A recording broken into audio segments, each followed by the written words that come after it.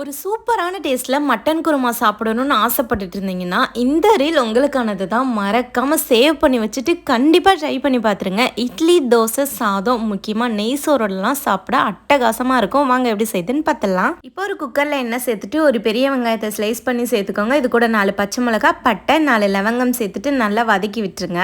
இப்போ 1.5 ஸ்பூன் இஞ்சி பூண்டு பேஸ்ட்டு சேர்த்து வதக்கி விட்டுருங்க. இது கூடவே 2 தக்காளி கட் பண்ணி சேர்த்துட்டு தேவையான அளவு உப்பு சேர்த்துட்டு ஒரு கைப்பிடி அளவுக்கு புதினா கொத்தமல்லி சேர்த்துக்கோங்க.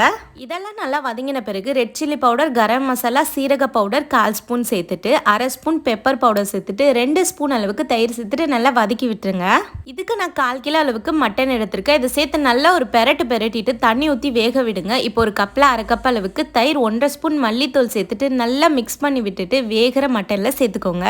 இதுக்கு ஒரு பேஸ்ட் இப்போ ரெடி பண்ணிடலாம். 1/2 கப் அளவுக்கு துருவின தேங்காய், 1 ஸ்பூன் கசகசா, 10 போல் முந்திரி பருப்பு, கொஞ்சமாக தண்ணி சேர்த்துட்டு மையா அரைச்சிட்டு வேகிற மட்டனில் சேர்த்துட்டு உங்களுக்கு தேவையான அளவுக்கு தண்ணி சேர்த்துக்கோங்க. இப்போ குக்கரை மூடி போட்டு 8 விசில் விட்டு எடுத்தீங்கன்னா 10 தெருவுக்கு மணக்குங்க. அந்த அளவுக்கு சூப்பரான ஒரு மட்டன் குருமா ரெடி. கண்டிப்பாக ட்ரை பண்ணி பாருங்க.